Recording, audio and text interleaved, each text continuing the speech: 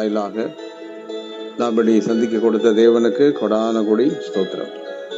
கடந்த 6 மாதங்களும் நம்மை தேவன் பாதுகாத்து இந்த மாதத்தின் கடைசி வாரத்தில் தேவன் நம்மை கொண்டு வந்திருக்கிறார். தேவன் செய்த அதிசயமான காரியங்களுக்காக நாம் நன்றி சொல்ல கடமைப்பட்டிருக்கிறோம். நம்முடைய ஜெபங்களை கேட்டு தேவன் செய்த அற்புதங்கள், நம்முடைய வேண்டுதல்களை கேட்டு தேவன் செய்தவைகள், இத்தனை ஆண்டுகள் தேவன் நம்மை கொண்டு வந்த வழிகள், அவர் நமக்கு படிப்பித்த காரியங்கள், சொன்ன காரியங்கள் எல்லாவற்றுக்காக ஆண்டவருக்கு நாம் நன்றி செலுத்த வேண்டும். ஹல்லேலூயா. நாங்கள் ஸ்தோத்திரிக்கிறோம். ஆண்டவரே, உமக்கு நன்றி. இத்தனை மாதங்கள், இத்தனை ஆண்டுகள் எங்களை ஆச்சரியமாய் நடத்தி கொண்டு வந்தவரே, உண்மை நாங்கள் ஸ்தோத்திரிக்கிறோம். இந்த அதிகாலை ஜெப குழுவில் இணைந்து ஜெபிக்கிற எல்லா நம்முடைய பிள்ளைகளுக்காக இப்பொழுது நான் ஜெபிக்கிறேன். இயேசு கிறிஸ்துவின் நாமத்தினாலே நாங்கள் இப்ப இணைந்து ஜெபிக்கும் போது நம்முடைய வல்லமை அந்தந்த வீடுகளுக்குள், இடங்களுக்குள் இப்பொழுதே இறங்குவதாக. படிக்கிற பிள்ளைகளுக்கு வேண்டிய கிருபைகளை கர்த்தர் கொடும். கர்ப்பஸ்திரீகளை ஆசீர்வதி, கை குழந்தைகளை ஆசீர்வதியும், முதியோர்களை பலப்படுத்தும். கல்லூரி பள்ளிக்கூடங்களிலே சேர்ந்த பிள்ளைகளுக்கு வேண்டிய கிருபைகளை கர்த்தர் கொடும். திருமண காரியங்கள், நீர் ஆண்டவரே சொன்ன அற்புதமான காரியங்கள் எல்லாம் ஆச்சரியமாய் நடப்பதாக. ஹல்லேலூயா. நாங்கள் ஸ்தோத்திரிக்கிறோம். உம்முடைய மகிமைக்காக ஸ்தோத்திரம், உம்முடைய கிருபைக்காக ஸ்தோத்திரம், உம்முடைய இரக்கத்திற்காக நாங்கள் நன்றி செலுத்துகிறோம். நன்றி. Thank you father. கொடான கொடி ஸ்தோத்திரம். உம்முடைய மகிமைக்காக நாங்கள் உம்மை ஸ்தோத்திரிக்கிறோம். இப்பொழுது பாடிக்கொண்டிருக்கும் பொழுதே உம்முடைய அபிஷேகம், கர்த்தருடைய வார்த்தையை கேட்கும் பொழுது உம்முடைய அபிஷேகம் அந்தந்த இடங்களில் இப்பொழுதே இறங்குவதாக. இயேசுவின் நாமத்தில் ஆமென். ஒரு பாடலுக்கு பின் தொடர்ந்து கர்த்தருடைய வார்த்தையை நாம் கேட்க போகிறோம். இந்த நாளில் தேவனுடைய ரட்சிப்பு என்ற தலைப்பில் கர்த்தருடைய வார்த்தையை நாம் கேட்போம். பாடலுக்கு பின் கர்த்தருடைய வார்த்தையை கேட்போமாக. அக்கினியால் ஜெயம் எழும்போ, அபிஷேகத்தால் நூகம் மோரியோ. அக்கினியால் ஜெயம் எழும்போ, கலங்காதே திகையாதே கர்த்தருந்தன் பலனை. அஞ்சாதே இயேசுவே உன் தஞ்சமே. கலங்காதே திகையாதே கர்த்தருந்தன் பலனை. அஞ்சாதே இயேசுவே உன் தஞ்சமே. அபிஷேகத்தால் லோகம் மோரியோ, அக்கினியால் ஜெயம் எழும்பும். அபிஷேகத்தால் லோகம் மோரியோ. எல்லாரும் சேர்ந்து அப்படி பாடுவோம். அக்கினியால் ஜெயம் எழும்பும், குதிரை யுத்தத்திற்கு ஆயத்தமாகும். ஜெயமோ கர்த்தரால் தொடர்ந்து வரும். குதிரை யுத்தத்திற்கு ஆயத்தமாகும். ஜெயமோ கர்த்தரால் தொடர்ந்து வரும். சோர்ந்து போகாதே சேனையே, தோல்வி உனக்கென்றும் இல்லையே. சோர்ந்து போகாதே சேனையே, தோல்வி உனக்கென்றும் இல்லையே. அபிஷேகத்தால் லோகம் மோரியோ, அக்கினியால் ஜெயம் எழும்போ. எல்லாரும் சொல்ல சேர்ந்து. அபிஷேகத்தால் லோகம் மோரியோ, அக்கினியால் ஜெயம் எழும்போ. சீத்தமுண்டு சுத்தமாக என்றீரே, என்னை தொட்டு சுகமாக்கினி. சீத்தமுண்டு சுத்தமாக என்றீரே, என்னை தொட்டு சுகமாக்கினி. காற்றினலையால் மொழி நிறுத்துவார் இயேசுவே. காற்றின் அலையால் மூழ்கிடாதே, தூக்கி நிறுத்துவார் இயேசுவே. அபிஷேகத்தால் யுகம் மோனியும், அக்கினியால் ஜெயம் எழும்போ. ஒரு அக்கினி இறங்கிக் கொண்டிருப்போம். அபிஷேகத்தால் யுகம் மோனியும், அக்கினியால் ஜெயம் எழும்போ. கர்த்தரல்லவர் வல்லவர் நமக்கே, நேற்றும் இன்றும் என்றும் மாறாதவர். கர்த்தரல்லவர் வல்லவர் நமக்கே, நேற்றும் இன்றும் என்றும் மாறாதவர். திரும்பி பார்க்காதே என் மகளே, கர்த்தர் உயர்த்துவார் என் மகளே. திரும்பி பார்க்காதே என் மகளே, கர்த்தர் உயர்த்துவார் என் மகளே. அபிஷேகத்தால் லோகம் மோரியோ.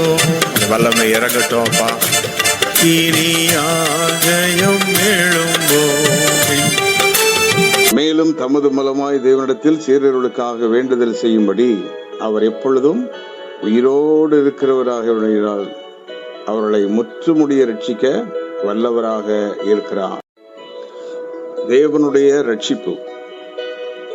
எபிரேயர் 7:25 மேலும் தமது மூலமாய் தேவனிடத்தில் சீரர்களுக்காக வேண்டுதல் செய்யும்படி அவர் எப்பொழுதும் உயிரோடு இருக்கிறவராக அவர்களை முற்றுமுடிய ரட்சிக்க வல்லவராக இருக்கிறார். Our Jesus Christ is able to save us through the uttermost. நம்மை முற்றுமுடிய ரட்சிக்க வல்லவராக இயேசு இன்றைக்கும் பரலோகத்தில் நமக்காக அவர் விண்ணப்பம் பண்ணி கொண்டிருக்கிறார். அதைத்தான் யாத்திராகமம் 15:2 வாசிக்கிறோம். கர்த்தர் என் பலன், கர்த்தர் என் ரட்சிப்பு. இஸ்ரவேல் ஜனங்கள் செங்கடலை கடந்து வெளியே வந்து தேவனை துதிக்கும் போது அவர்கள் சொன்னார்கள், கர்த்தர் தான் எங்கள் பலன்.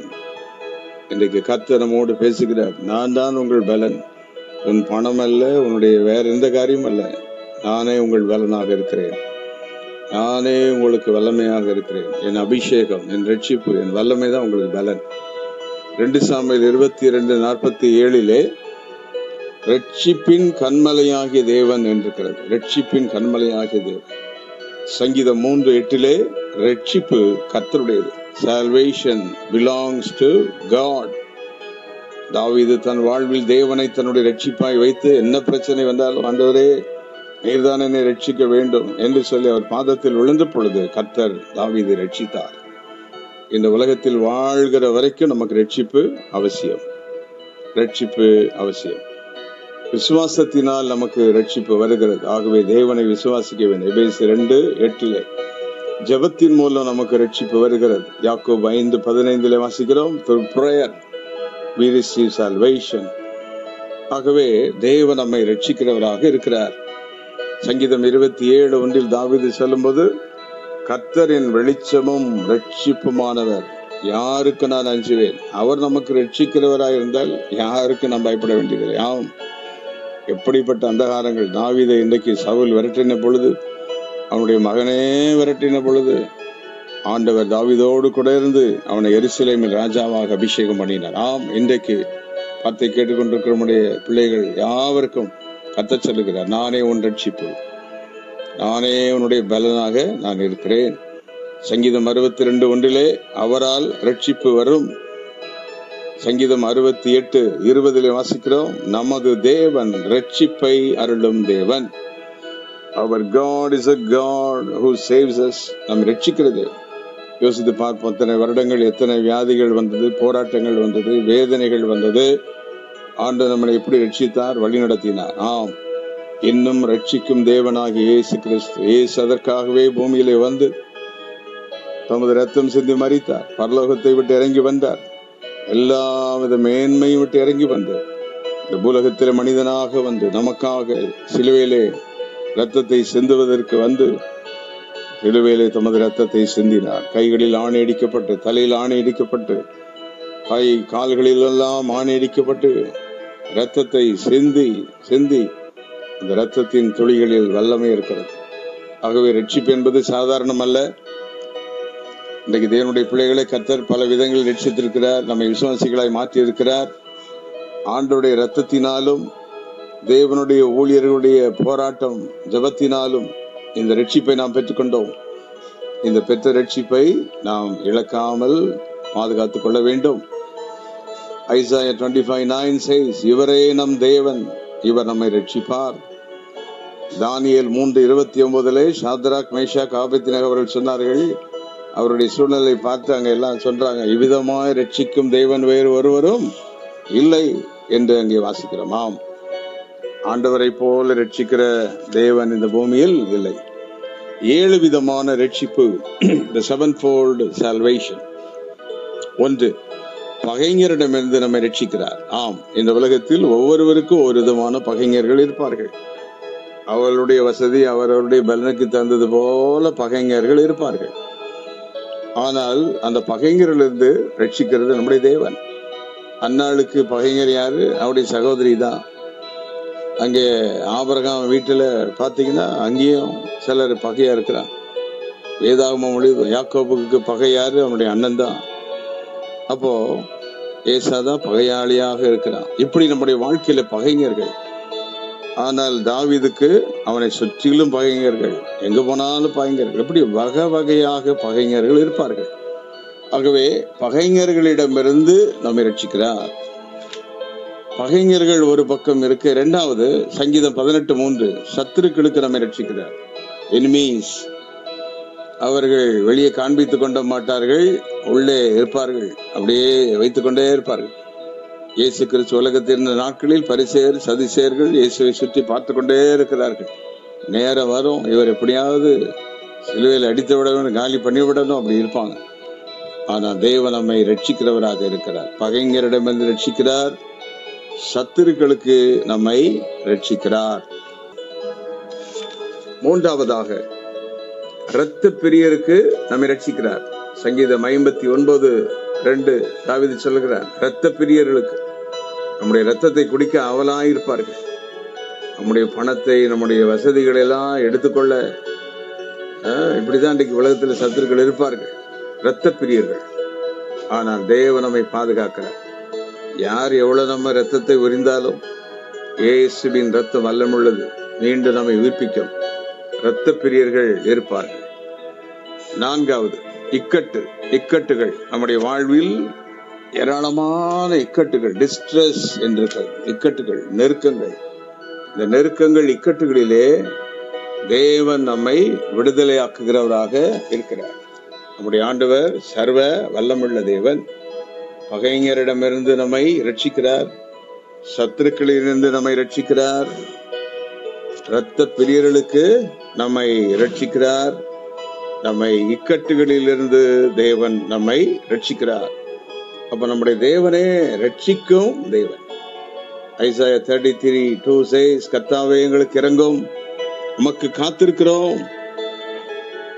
தேவரீர் காலையில் அவர்கள் புயம், இக்கட்டு காலத்தில் எங்கள் ரட்சிப்பாய் இரும் என்று அங்கே சொல்லப்படுகிறது. Lord, be gracious unto us. We have waited for you, Lord. Oh, you be our salvation in the time of our trouble. நமக்கு வருகிற distress and trouble எல்லாவற்றிலும் அவர் நம்மை ரட்சிக்கிறார். 5வதாக பாவங்களை நீக்கி ரட்சிக்கிறார். நம்முடைய வாழ்வில் நாம் பரிசுத்தமாய் வாழ்வதற்கு எவ்வளவு முயற்சி செய்தாலும் பாவங்கள் நம்மை நெருக்கி வரும். நம்மை நெருக்கி நிற்கிற பாவங்களையும் எபிரேயர் 12:1 வாசிக்கிறோம். நம்மை நெருக்கி வருகிற பாவங்கள், நம்மை அழிக்க நினைக்கிற போராட்டங்கள், சத்துரு எப்படியாவது நம்ம வாழ்வில் போராட்டங்களை கொண்டு வந்து நம்மை விளைவிக்க நினைப்பான். ஆனால் எல்லாவற்றுக்கும் நம்மை ரட்சிக்கிறார். ஆகவே இயேசு என்றாலே ரட்சகர் என்ற அர்த்தம். நம்முடைய பாவங்களை நீக்கி நம்மை ரட்சிக்கிறார். ஆம், இப்பொழுது வார்த்தை கேட்டுக்கொண்டிருக்கும் பொழுது ரத்தம் நம்மை கழுவுவதாக. வார்த்தை கேட்டுக்கொண்டிருக்கும் போதே எல்லாரும் சொல்லும், ஆண்டவரே நம்முடைய ரத்தம் என்னை கழுவட்டும். அறிந்தோ அறியாமலே வாழ்க்கையில வந்த பாவங்கள், மீறுதல்கள், வேதனைகள் எல்லாம் மன்னித்தருளும். சங்கீத 103 வாசிக்கிறோம், பாவங்கள் மன்னிக்கப்பட்டவன் பாக்கி அவன் அக்கிரமங்களை மன்னித்து. பாவங்கள் மன்னிக்கப்பட்டால்தான் நோய்களை குணமாக்கி பிராணனை இழைக்க விலைக்கு மீட்டு இதெல்லாம் நடக்கும் ப்ராசஸ். அப்ப பாவங்களை மன்னிச்சாதான், அக்கிரமங்களை மன்னிச்சாதான் வியாதி போகும், கடன் போகும், பிரச்சனை போகும். அதனால இரத்தத்தினால் கழுவப்பட்டு பாவங்கள் மன்னிக்கப்பட்டு கொண்டே இருக்க வேண்டும்.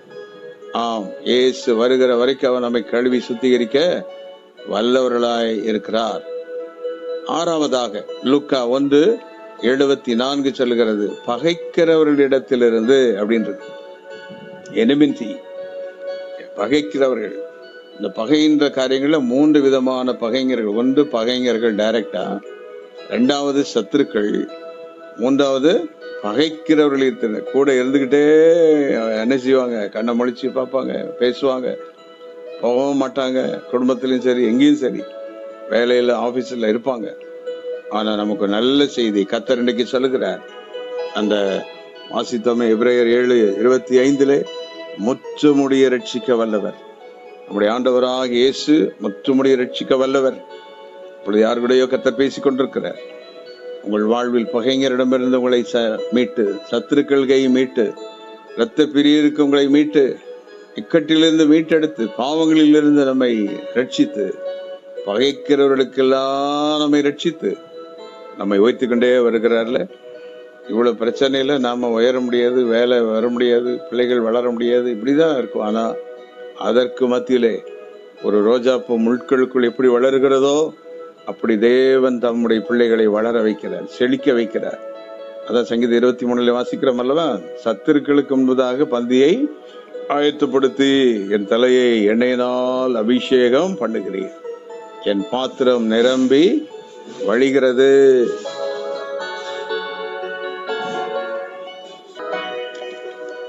ஏழாவதாக மரணத்தின் நின்று நம்மை ரட்சிக்க வல்லவராம். ஒவ்வொரு நாளும் மரணத்தை சந்தித்து வருகிறோம். இரவே நம்ம படுப்பது மரணத்துக்கு தான் அடையாளம். மரணத்திற்கு தூக்கம், நித்திரை என்று தான் சொல்லப்பட்டிருக்குதாம். ஒவ்வொரு நாளும் வெளியே போயிட்டு வரோம், டிராவல் பண்ணுகிறோம், திரும்பி வீட்டுக்கு வருவது, நாம் இருப்பது, எழும்புவது எல்லாம் தெய்வ கிருபை தான். ஆம், இப்பொழுது கர்த்தர் சொல்லுகிறார், நான் உன்னை ரட்சிக்கிற தேவனாக நான் இருக்கிறேன். 7 விதமான ரட்சிப்பு. பகைஞரிடமிருந்து ரட்சிப்பேன், சத்துருக்களுக்கு உன்னை ரட்சிப்பேன், இரத்த பிரியர்களுக்கு உன்னை ரட்சிப்பேன், இக்கட்டிலிருந்து உன்னை ரட்சிப்பேன், பாவங்களிலிருந்து உன்னை ரட்சிப்பேன், பகைக்கிறவர்கள் கையிலிருந்து உன்னை ரட்சிப்பேன், மரணத்திலிருந்து உன்னை ரட்சிப்பேன்.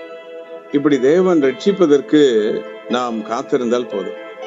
ஆதியாகமம் 49:10, சங்கீதம் 119, 166 வசனங்களிலே வாசிக்கிறோம். கர்த்தருக்கு காத்திருக்கிறவர்கள் ரட்சிப்பை சுதந்தரிப்பார். அதனால தொடர்ந்து ஜபிக்கிற ஜபத்தை விட்டுறக்கூடாது. காத்திருக்கிறது, காலையில 1/2 மணி நேரம் ஜபிப்பீங்க, நைட்டு ஜபிப்பீங்க, இதெல்லாம் ஆண்டுடைய பாத்துல காத்திருக்கிறது. யார் இப்படி தொடர்ந்து காத்திருக்கிறார்களோ, வசனத்தை வாசித்து உட்கார்ந்து காத்திருப்பீங்க, ஜபத்துல காத்திருப்போம், ஆராதனையில உட்கார்ந்து காத்திருப்போம். இந்த காத்திருக்கிறவர்களை தேவன் ரட்சிக்கிறார். 2வது ஏசாயா 45:22 நோக்கி பார்க்கிறவர்களை ரட்சிக்கிறார். நமக்கு என்ன ஆசீர்வாதம் என்ன வந்தாலும் அது மேல நம்முடைய கண்ணையோ இருதயத்தை வைத்து விடாமல் தேவனையே நோக்கி பார்க்க வேண்டும். அவர் eyes should be fixed on God. பிரச்சனைன்னா அது மேலே கண்ணு வச்சிடக்கூடாது, வேதனையிலும் கண்ணு வச்சிடக்கூடாது, எதிரிகள் மேல கண்ணு வச்சிட்டு இருக்கக்கூடாது, அல்லது ஆசீர்வாதத்து மேல கண்ணு வைக்க கூடாது. நம்முடைய கண்கள், நம்முடைய நோக்கம் எல்லாம் இயேசுவின் மேல், அவரையே நோக்கி பார்க்க வேண்டும். அவர்கள் அவரை நோக்கி பார்த்து பிரகாசம் அடைந்தார்கள், அவர்கள் முகங்கள் வெட்கப்படவில்லை. ஆம், கர்த்தர் ஒரு ரட்சிப்பை கட்டளையிட போறார். அது எல்லாரும் பார்க்க போற அந்த அதிகாலை ஜபத்தில் இணைந்து ஜபிக்கிற நாம் ஒரு பெரிய ரட்சிப்பை பார்ப்போம்.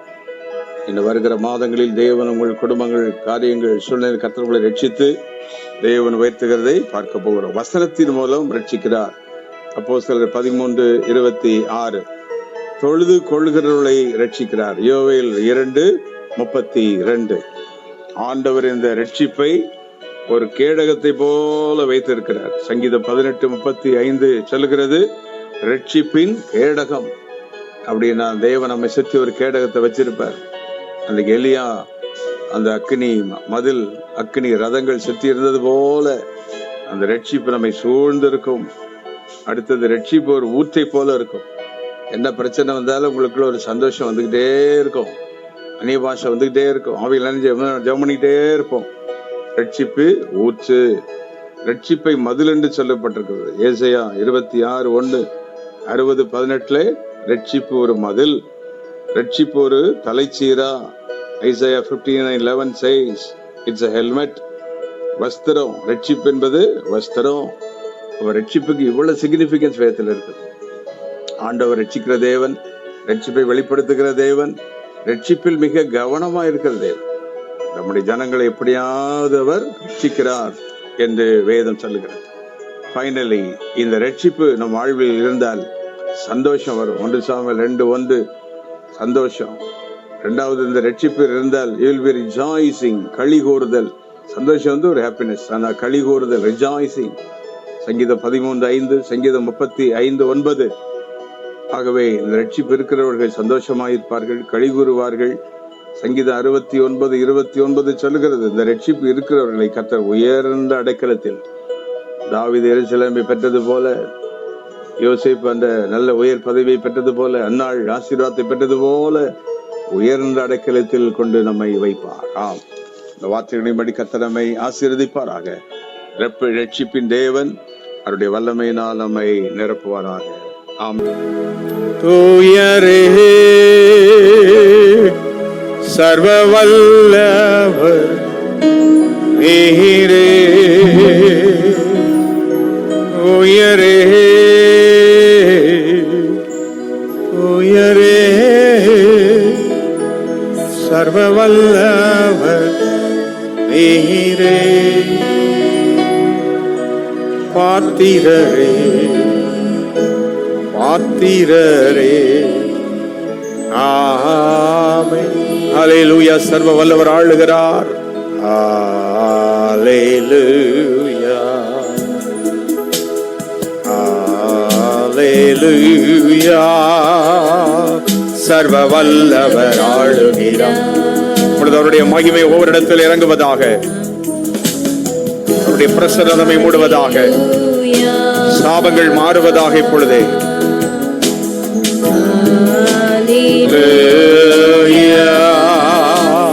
வல்லவர் ஆளுகிறார். உயரே உயரே சர்வ வல்ல, அவர்தான் சர்வ வல்லவர். அவருடைய பர்மிஷன் இல்லாம ஒண்ணு நடக்காது. நம்ம யாரும் அழிச்சிட முடியாது. எந்த வியாதிவனை கொண்டு விடாது. He is Almighty God. உன்னை தூக்கி எடுப்பார், நிறுத்துவார், திருச்சபையை நிறுத்துவார். பாத்திரரே. Everybody say பாத்திரரே.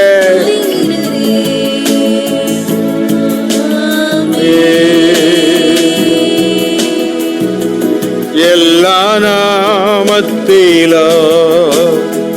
மேலான நாம். கரங்களை வைத்து அவருடைய நாமத்தை உயர்த்தி, நாம மேல நாமத்திலும் எல்லா நாமத்திலும்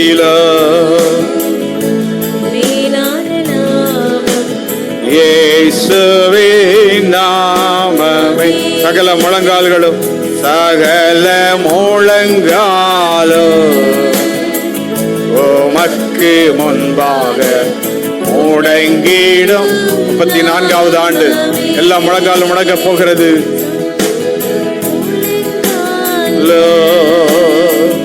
உமக்கு முன்பாக முடங்கிடும் நாம்.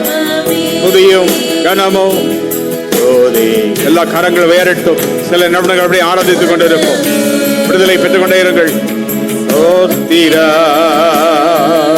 ஓமக்கந்தோ துதியும்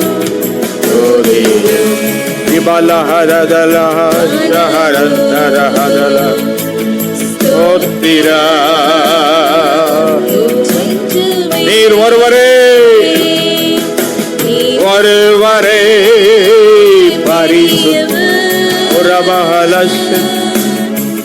மகிமைக்கு பாத்திரரே. நீர் ஒருவரே பரிசுத்த. கனத்த கனத்திற்கு பாத்திரரே, கனத்திற்கு பாத்திரரே, நீர் ஒருவரே, நீர் ஒரு எல்லாரும் ஆண்டவரை வைத்துக் கொண்டிருங்க. கர்த்தருடைய வல்லமை பெற்றுக் கொண்டிருங்க. விடுதலை பெற்றுக் கொண்டே இருப்போம். அதிசயங்கள் நடக்கட்டும், அற்புதங்கள் நடக்கட்டும், சாபங்கள் மாறட்டும். ஒருவரே